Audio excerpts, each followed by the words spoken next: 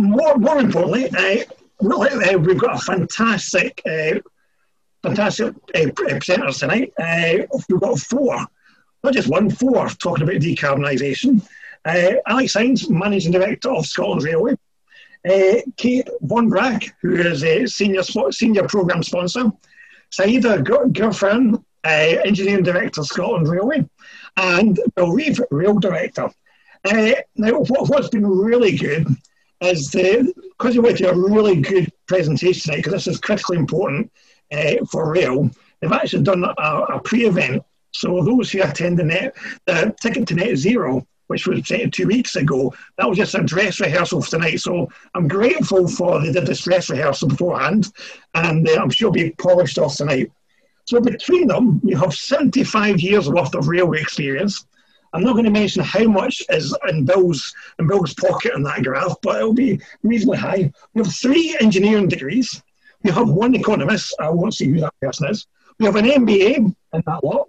We've got someone who actually started off with the ORR as well, not mentioning Alex's name at all. And someone who was sponsored in the final university by the Institute of Mechanical Engineers from Cambridge University. So we have the top people tonight. It really is it's a great pleasure. And thanks to Bill for persuading these people along, as he always does. And thanks for David for organising it. So really over to you guys. We've got a great lineup tonight. So we'll take Q&A at the end. And thank you very much for attending. And I think, Bill, you've got the opening gambit on this one. Thank you all. Very good. Well, I'm hoping that my lovely assistant, Mr. Shires, will start to put up our slides. But there we are. The system works. That's tremendous. So, as you said, top people and an economist. That's fantastic, isn't it? So, I think this will be a good event. I'm actually really looking forward to tonight for a couple of reasons. The first is because I love the fact this is a Team Scotland presentation, and railways are a system, and if you try and manage the system in isolation, it just doesn't work. And one of the things I think we do well in Scotland is we recognise that. We come together as Team Scotland, we work in collaboration. Of course, there are proper contracts and regulatory processes and all of those things as well. But frankly, the manner in which we do things is in no small measure part of how we succeed at what we do.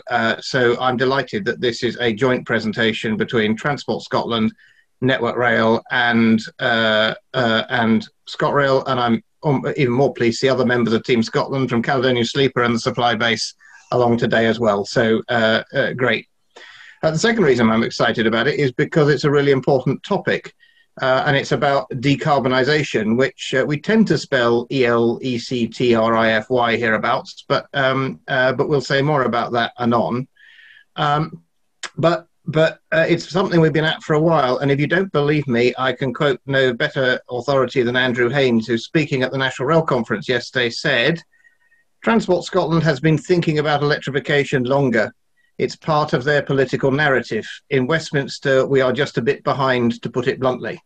So, well, I won't comment other than mentioning Andrew's quotes on other governments, but I will explain, I hope, a little bit about why it matters to the Scottish Government. And then my colleagues will talk about how we translate that how that strategic imperative into the reality of the railway. So without further ado, the next slide, please.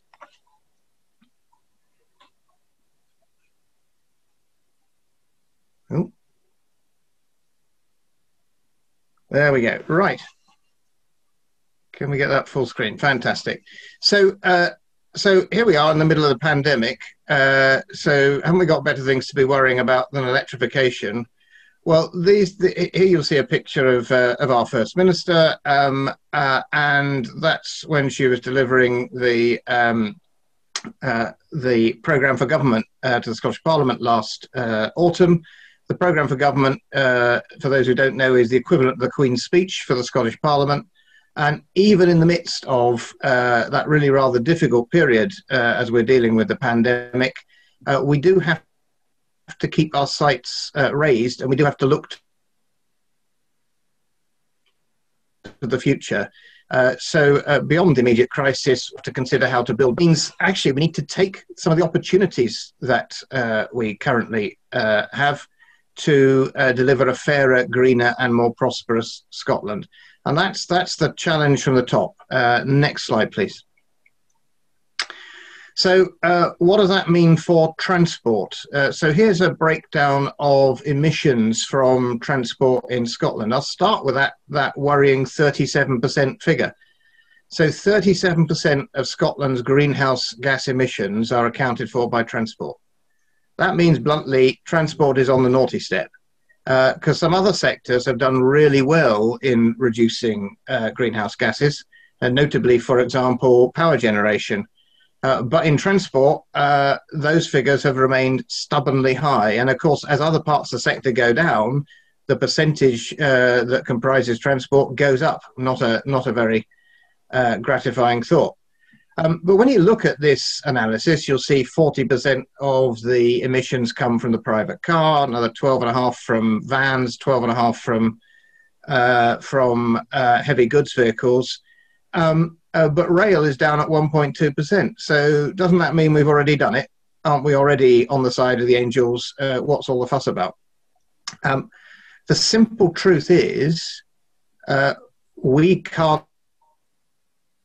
we don't know how to reduce the total emissions from transport without securing some measure of modal shift. Because although we are developing means of decarbonising all of the other different modes of transport, including aviation, with a plan to have zero-free emissions for flights within Scotland, at least in the foreseeable future. We do need some behaviour change. We do need some modal shift. We certainly need to get people out of their cars, and we really also need to get goods out of the heavy goods vehicles and indeed the light vans into a decarbonised and differently managed logistics distribution system. And that's the starting point for our approach to railway decarbonisation. Next slide, please. We published last year the completely revised National Transport Strategy for Scotland. It focuses on 4 key strategic objectives: reducing inequalities, taking climate action, helping to deliver inclusive economic growth, and improving our health and well-being. And of course, transport has a contribution to make to all of those, and a decarbonised railway has a lot to contribute to that as well. And as well as the obvious one about reducing emissions from transport, if you just look at, for example, improving health and well-being, well, firstly, folk who walk to and from public transport tend to end up healthier than those who drive from their doorstep to wherever they're going. And secondly, there's a growing body of evidence, really growing at quite a pace, around the health impacts of fumes from transport, particularly from road transport in cities. So all of those priorities have to be addressed in our transport plans. We have a very clear hierarchy expressed both in those plans and indeed in our investment of allocation of funding. We want to encourage people to walk and to wheel, and then cycling. That's the active transport part of our mix. Public transport is next up after that, clearly necessary for the longer distances and for those who are less able. Taxis, if you must, and bottom of the list, the private car. And that has to follow through. Lots of folks say that. We have to be convinced and persuaded that our actions are consistent with that hierarchy. Next slide, please. So we're here to talk about decarbonising rail today, but lest we get complacent about that being on the side of the angels, only 1.2% of emissions transport emissions coming from rail. We are cranking on with plans to decarbonise the rest of the transport mix. We've got targets to phase out new petrol and diesel cars by 2032. We are planning the introduction of low emission zones in our cities. That's important. I wouldn't want the last place in Scotland you can see a diesel engine to be at a railway station. We are working to decarbonise aviation, both at airports and where practicable shorter distance flights. We have got significant funds allocated for zero emission buses and indeed for improving bus infrastructure. So journey times will improve and thus market share will improve. And then rail fits within that with our decarbonisation action plan target to deliver a decarbonised rail network by 2035. Next slide, please.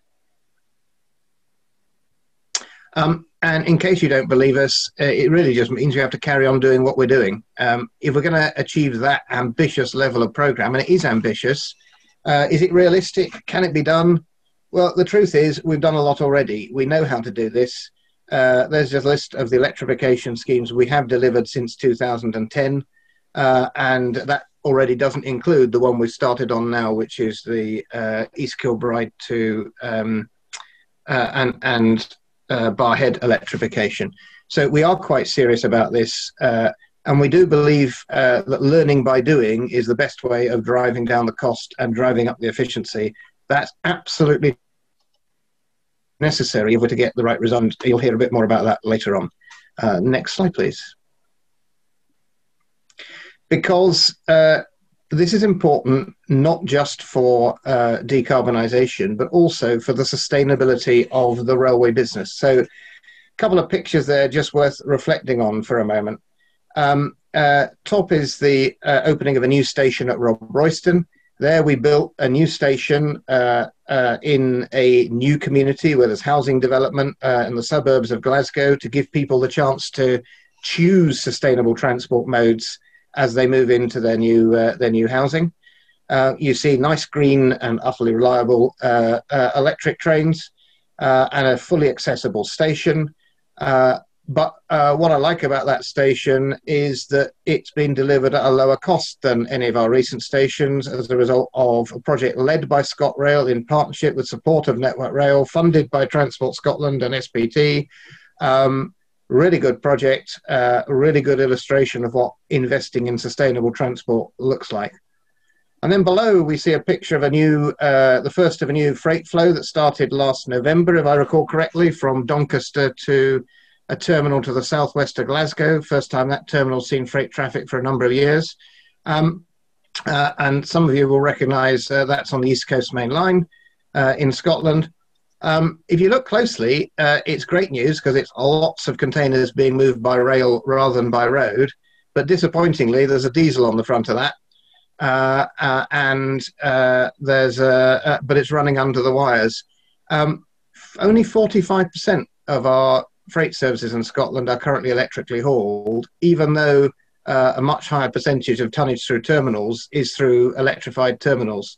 So we've got a lot more to do there. And the point about this is it's not just about sustainability in terms of the environment, it's in terms of the affordability of the railway.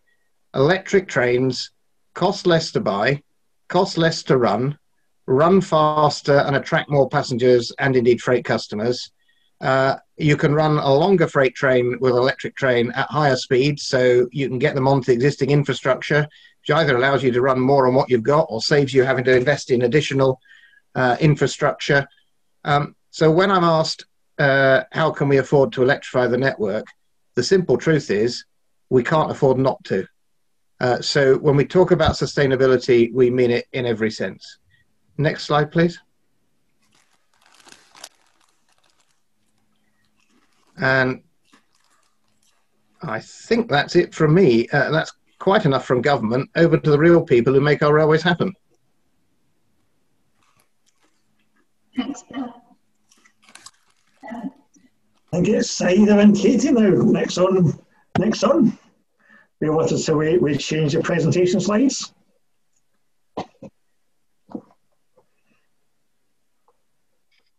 So while the slides are coming on, just I'll introduce myself. I'm Katie Balbracht. I'm the Principal Programme Sponsor for Network Rail in Scotland. So responsible for the sponsorship of our major enhancement programmes funded by the Scottish Government. And I'm glad to be here today, so thank you for having me. Syeda and I are going to take you through the challenges that we in Scotland's railway face in reaching those bold targets that Bill has set out. Next slide, please. So decarbonising the railway needs a whole railway system change and an integrated approach. So this means, of course, that we must move from diesel trains to alternative types of traction, but we also need to improve our timetables, so both to support those rolling stock changes and, crucially, as Bill has said, to also make rail a more attractive choice for people and goods, and so promote that necessary modal shift from road to rail. And we need to improve our infrastructure to enable these rolling stock and timetable changes. And this integrated approach is how we're developing the programme of decarbonisation collaboratively as Team Scotland. And of course, all of this needs to be delivered within a very constrained and challenging time period to 2035, and also at an efficient cost that will deliver excellent value for money for Scotland. So I'm going to hand over to Syeda now, who will talk us through the rolling stock element of that integrated programme. Thanks, Katie, and hello everyone. My name is Syeda and I'm the Engineering Director for ScotRail. The engineering team within ScotRail are responsible for the maintenance, refurbishment and reliability of our existing fleet. And we are also responsible for new trains introduction on our network. Next slide, please. So as you can see here, we've got quite a large number of diesel multiple units operating across our railway network, which of course are a significant contributor to the overall greenhouse emissions for the railway sector in Scotland. All of our diesel and HST fleet will be life expired in the next 10 to 15 years. And so in order to decarbonise the railway and meet the ambitious targets set out by the Scottish Government, we are developing a fleet strategy in conjunction with Transport Scotland and Network Rail, which will set out our plans to replace the existing diesel fleet with electric traction on routes which are being electrified. And it will also look at other alternate green modes of traction to allow us to decarbonise certain routes ahead of full electrification being delivered, and also on routes where currently there's not an economic business case for full electrification due to low passenger volumes, such as the Far North and the West Island lines. So effectively, it's a deployment strategy which focuses primarily on the introduction of electric fleet, coupled with targeted battery and hydrogen technology. And so in terms of the quantum of the rolling stock challenge, as you may appreciate, it is quite significant, not only because of the 142 diesel multiple units which we need to replace, but also the fact that we've got an aging EMU fleet, which currently operates in the Strathclyde area and would need to be replaced before 2030. And also a key point to make here is that we're also actively looking at initiatives to reduce emissions on the existing diesel fleet as well, such as addition of fuel additives, etc., along with developing a decarb plan for the future rolling stock. Next slide, please, David.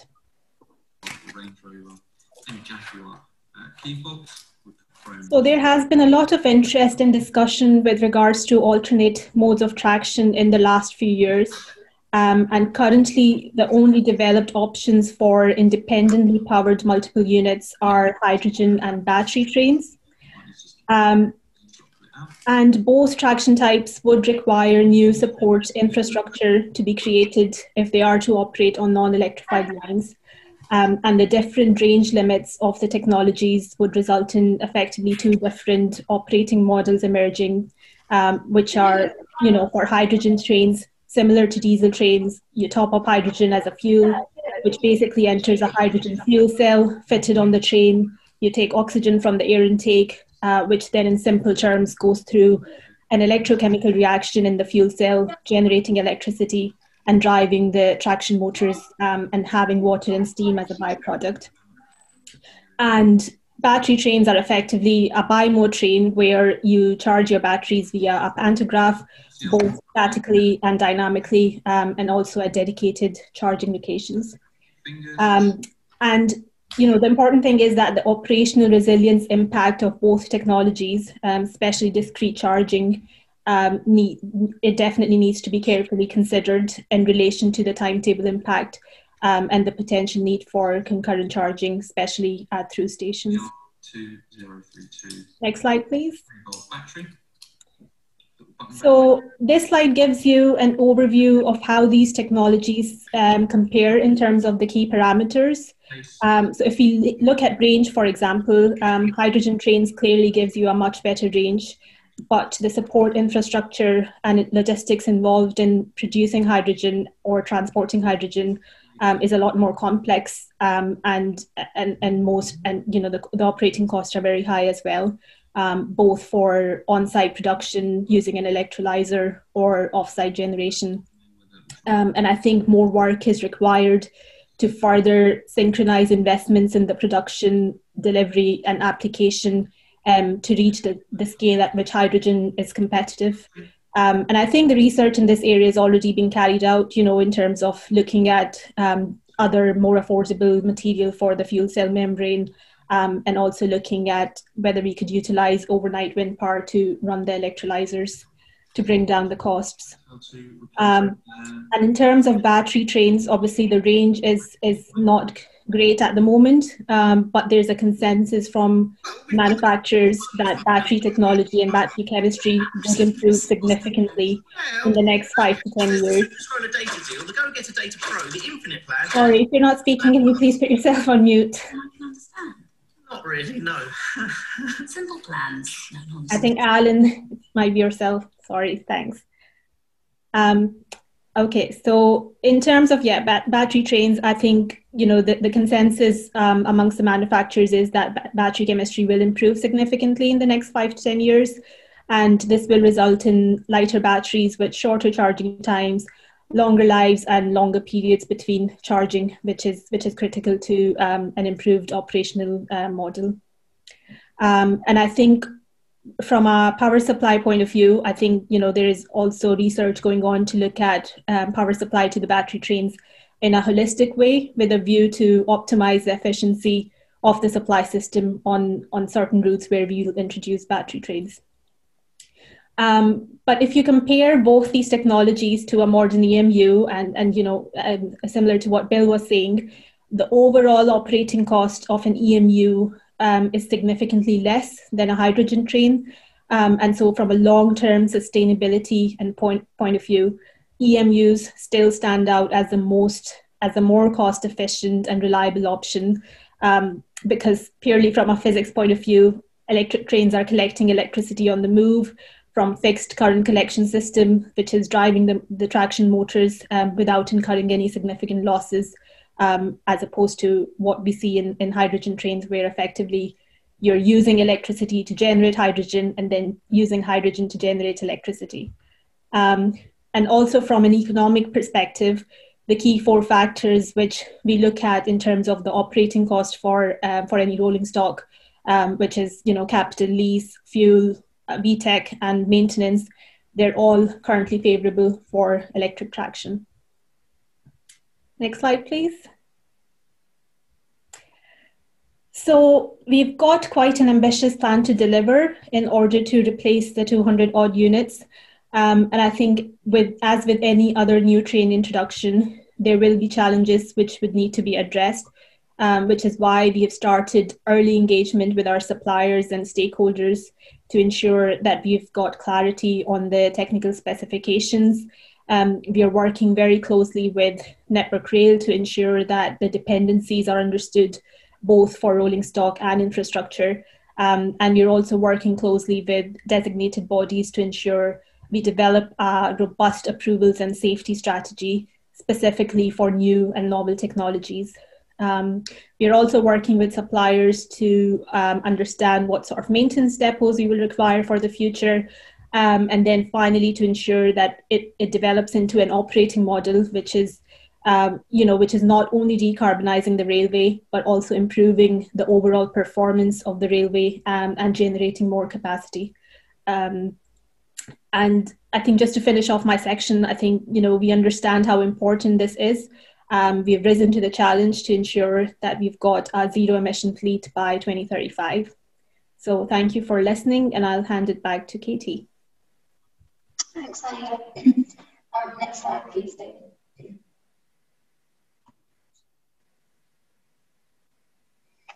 So as well as the rolling stock changes that have just been described by Syeda, we're also considering what improvements we need to make to our timetables to attract more freight and passengers from road to rail. Decarbonisation of the train traction itself is, of course, one aspect of reaching these bold government targets.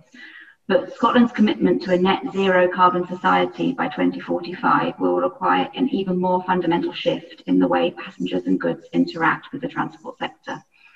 As Bill has said, 37% of Scotland's greenhouse gas emissions are accounted for by transport, and rail has an important role to play by driving modal shift from road for both cars and lorries.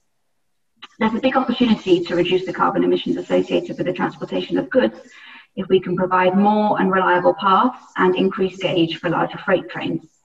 And this is because per tonne kilometre, rail emits only a quarter of the CO2 of road freight, even with the existing high levels of diesel trains.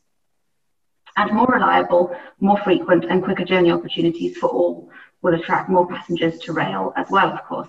This again significantly reduces the carbon emissions associated with those journeys by more than 2/3 and trending to more than 90% over time if operated by an electric train, as of course electricity generation is increasingly from renewable sources.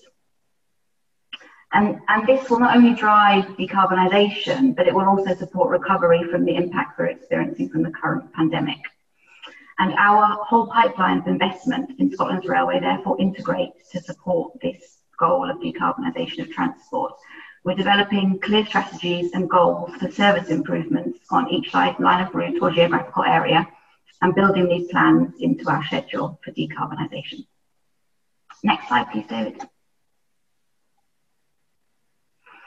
So how does the infrastructure need to change to enable all those rolling stock and timetable changes I've just described?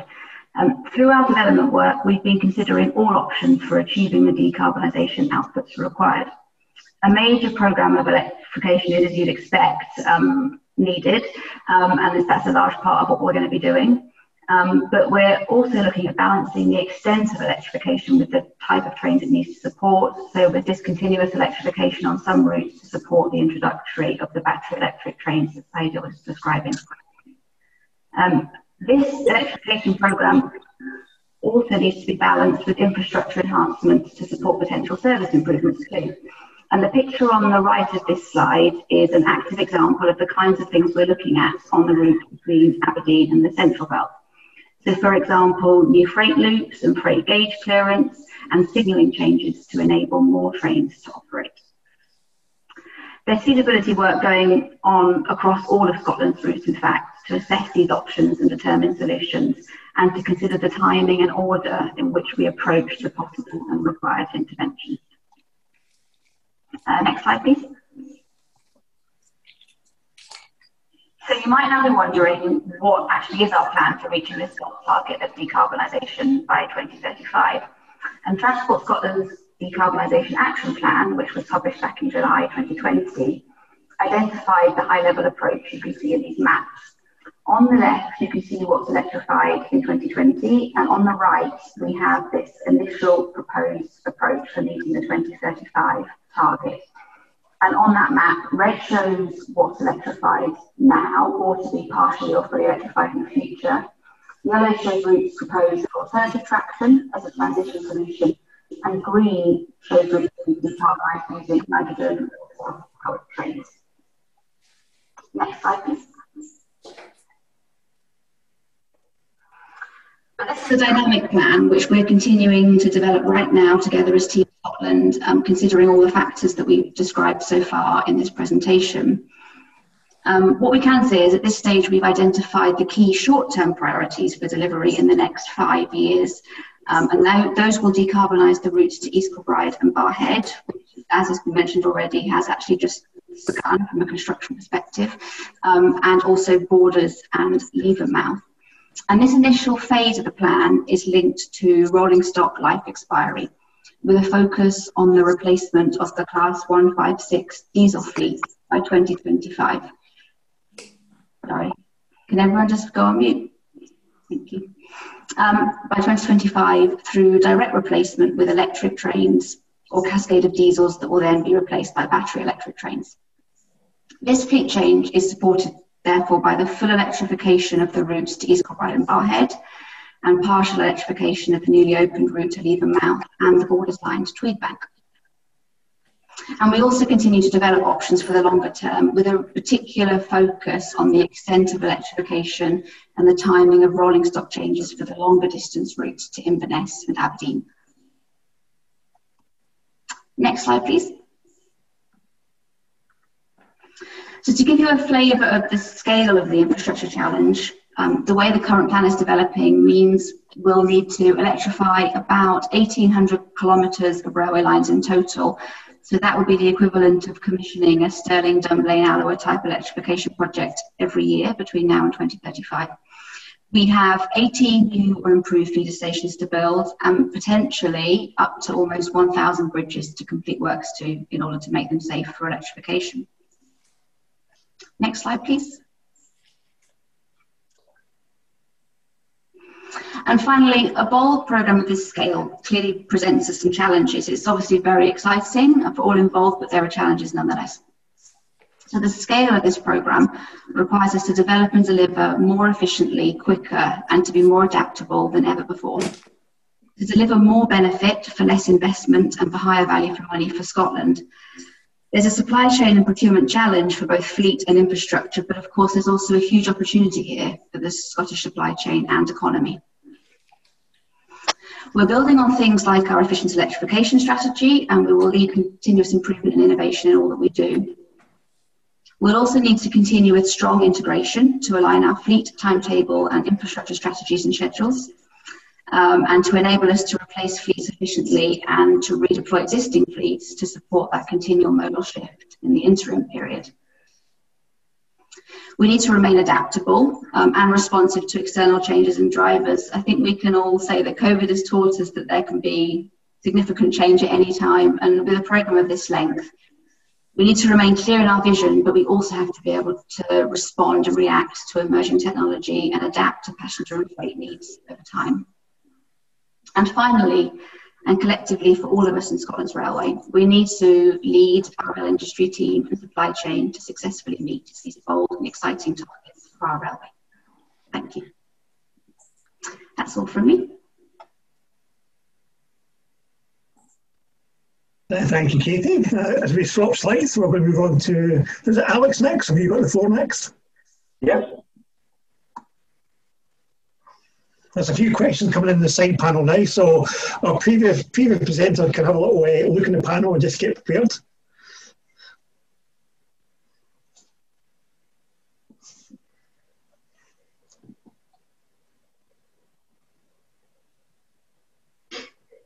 There we go. Over to you, Alex.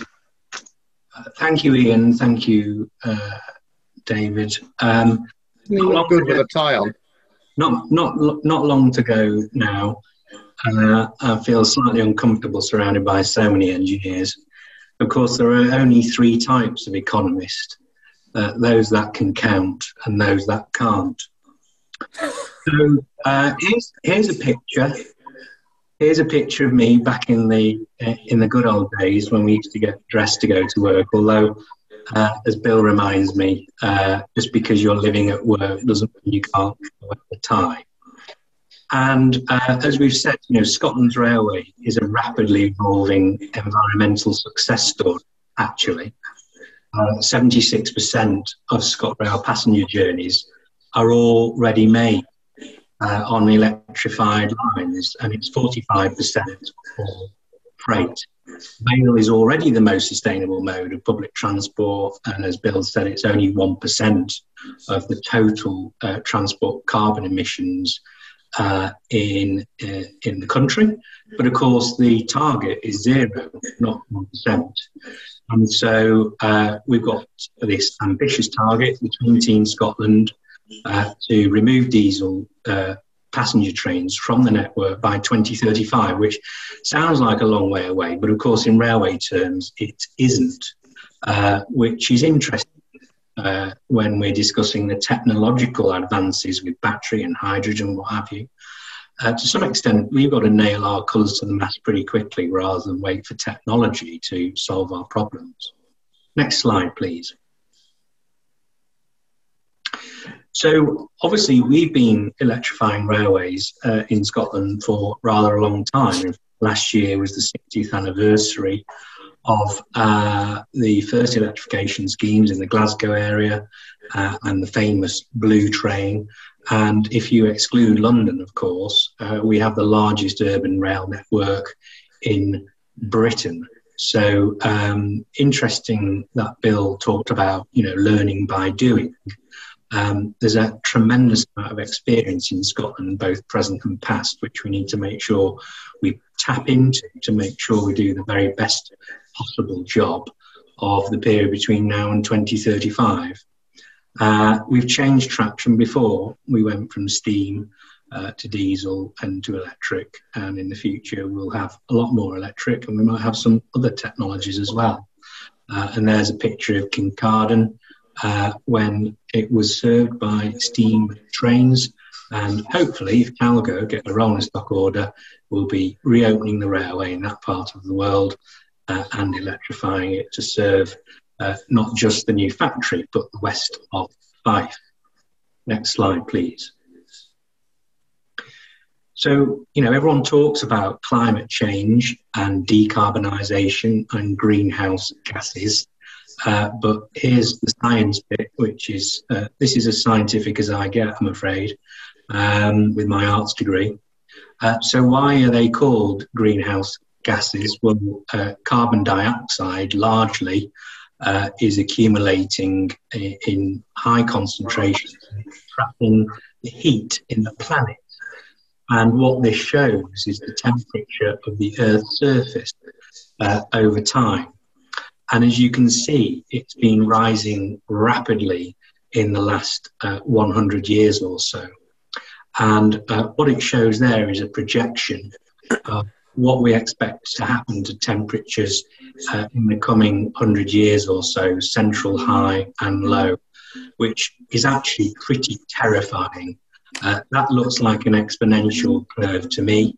And as John Kerry, the Joe Biden's green envoy, has said, probably November and COP26 is the last best chance we have to do something about this. Next slide, please. Many people on this call will have the 12th of August 2020 etched into their memories, where cruelly we were the victims of climate change here in Scotland, and we lost Brett, Donald and Christopher. Following an extreme rainfall event, we had a washout. One of our HSTs hit the material on the track, derailed and hit a bridge parapet. And so I think sometimes people think climate change is something that affects others. That is a very long-term problem which we don't have to worry about now. Well, we do have to worry about it now. There are parts of the world which are literally on fire. We've been the victims of climate change ourselves, and not a month goes by without it being declared the coldest or the hottest or the wettest or the driest or the windiest. We used to have a relatively temperate climate. It's becoming less so, and the time to do something about it is now. And there are also a lot of cynical people around whether any of this stuff will happen, and they conveniently forget that actually net zero is enshrined in law, both south and north of the border. Great Britain was one of the first major countries in the world to pass net zero legislation. And Scotland, of course, wants to beat England. So it's 2050 by UK government and 2045 in Scotland. Next slide, please. So here's a slide which just explains what decarbonisation is, and essentially it means we have to burn less fossil fuels, which is why what we are about to embark on is so important. Next slide, please. So here's Team Scotland, and we have delivered £8 billion of investment in the railway. So that's Scottish Government money via Transport Scotland since 2007, and it's been incredible. We've electrified hundreds of kilometres of railways. We've introduced fabulous brand new Hitachi trains, which are the most reliable new trains in Britain. And if you were lucky enough to have your line electrified and Hitachi trains introduced onto your route, these trains change people's lives for the better and have enabled us to retire old rolling stock for things like the Class 314s, for example. And there's a picture of Margaret and Kevin and Melanie at Queen Street with a spade. Next slide, please.